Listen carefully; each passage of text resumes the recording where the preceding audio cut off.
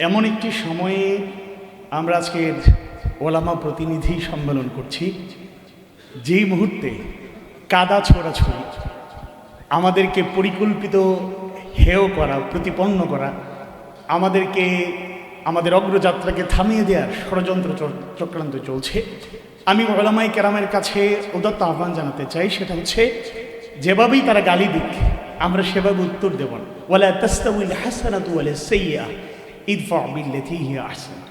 দ্বিতীয়ত এবং সর্বশেষ কথা বলতে চাই, ৩৬ জুলাই ২০২৪-এর মাধ্যমে আমরা পেয়েছি নতুন একটি বাংলাদেশ।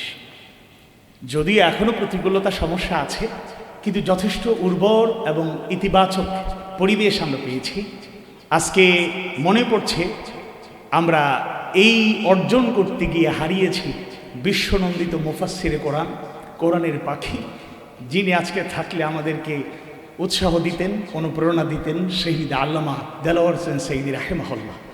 এরকম আত্মত্যাগী ওলামায়ে কেরাম যারা রক্ত দিয়ে, জীবন দিয়ে, শাহাদাতের পেয়ালা পান করে রাস্তাকে সুপ্রশস্ত করেছেন, দিনের অগ্রযাত্রাকে অব্যাহত রাখার সেই রাস্তা আমাদের দেখিয়ে দিয়েছেন।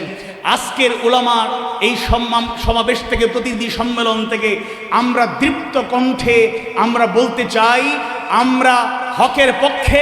কুলিল হক ওয়া ইন কানা মুররা, সত্যকে সুন্দরভাবে যুক্তির সাথে, হিকমার সাথে আমরা যেভাবে প্রকাশ করব, একইভাবে সারা দেশের প্রতিনিধিরা এখানে আছেন।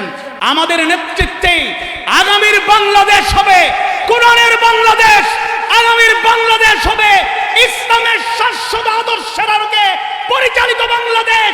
বাধার দেয়াল আমাদের সামনে আছে, বাধার বিন্ধ্যাচল গড়িয়ে সাহসিকতা নিয়ে শহীদদের পথ আমরা আমাদের উত্তরসূরি হিসাবে সামনে এগিয়ে যাব।